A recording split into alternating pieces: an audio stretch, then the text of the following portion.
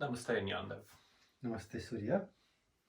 So there's a question that's always sort of occurred to me in regards to the yoga philosophy and Patanjali's Yoga Sutras. I've always wondered why the last three niyamas, Tapas, Swadhyaya, and Iswara Pranidhanani were grouped together and called Kriya Yoga as a path in itself to liberation. So my question is, I guess, how did those three virtues come together as a complete path? Okay, well, it's a very beautiful question, and I guess you can begin with understanding the meaning of Kriya Yoga itself. So the Kriya means action, movement, transformation, and Yoga means the union, the path. So in a way here, Patanjali puts the Tapas, Swadhyaya, and Iswara Pranidhanani together, three of them together at Kriya Yoga.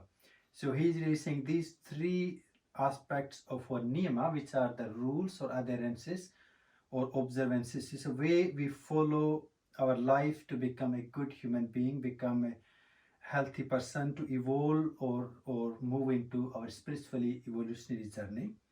So if you literally go into tapas, which means a sincere or a dedicated practice, or austerity, where so many of us, we actually know what we can do to keep ourselves healthy. So many of us know what can we do to live in sort of sense of balance or equanimity or inner peace. But when it comes to doing, most people are completely different. So even though you might know, okay, if I eat greens, I will be healthy, but our senses, our mind, our energy is constantly driven to the junk food. When you wake up in the morning, your body, your mind knows there is a little bit of time. You can do some exercise, you can do some pranayama, you can do some quiet sitting, you can take yourself through meditation. So tapas, actually, it's a very expanded sort of big umbrella. It's all inclusive. So this is where Patanjali says, begin with the tapas. So means do your practice, do what you should be or you need to be doing for health, your well-being and evolution. And once you got that attitude of initiative, action, doing things, getting on with things, then you come to the second level, which is Swadhyaya, means introspection, self-study. So you don't want to just like become blind and just carry on doing, your doing can be, you wake up in the morning, I want to make money, let's cut all the trees, or you just get your tool in your hand and then cut here, cut there, dig a hole here, dig a hole there, or maybe you just, whatever. So it's the Swadhyaya is the self-study, the introspection, which have the many dimensions. The one dimension is studying the scriptures. So that means, if you are doing things, you can also study some books, you can go and do a course, you can talk to experts. How should I do it? Also, you reflect in yourself. Is there a better way I can do it? Do I have potential to do it? Or do I need to improve my skills? So the Swadhyaya is actually using all your learning abilities, either through doing, through studying, or introspection, where you focus on your own changes, how you're doing it, how your body responds to it, how your mind responds to it. So the first part was your tapas, which is getting on with things, doing it, doing your sadhana. The second is also knowing what you're doing. Can you do it better? Or is there a better way to do it? Or even sometimes your reflection can lead you, maybe that practice is not for you. Some people can really grow spiritually and physically by doing Hatha Yoga practice. But for someone, maybe the meditation is the path. For other person, bhakti is the path. So the introspection gives you that idea or that awareness, that inner sort of answers. Is it for you? And how can you follow that? How can you do it better?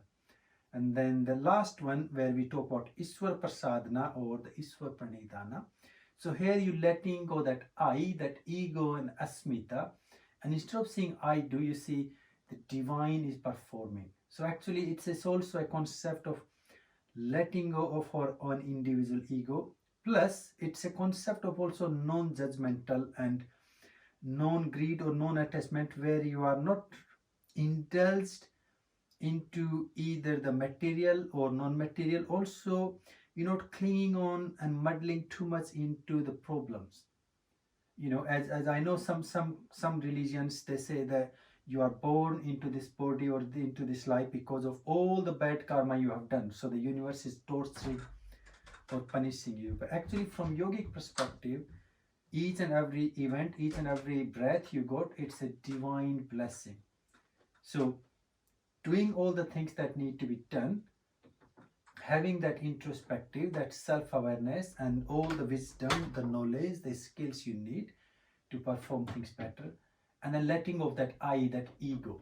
So you're not growing that I, because the bigger the ego grows, bigger the asmita, the I-ness, how it will make me feel better or happy. When the minute that dissolves, and that dissolution comes through that surrendering your desires, your intentions, and everything you do to the divine. So the divine becomes bigger, and the divine, your atman, your consciousness is divine. So that leads you into that higher union or the oneness. And I guess this is how the three limbs, he puts them together. So the tapas, Swadhyaya, and Iswara Pranidhanani. So in a way, your tapas can be all inclusive. You can bring your yamas in it, you can bring your asana in it, you can bring your pranayama in it, and then the Swadhyaya becomes your meditation part here, where you are aware to it, and then the Iswara Pranidhanani is actually letting go. And if we can do that, then you are ready to be into transcendental meditation, or ready to be into the higher state of enlightenment. And if you think even in your material life, actually, these three can lead you into success in your business, in your life, in your studies, because that's what you need, a dedicated spirit to it. Then constantly reflecting into yourself, constant assessment, without being judgmental. So that brings us into Iswara Pranidhanani.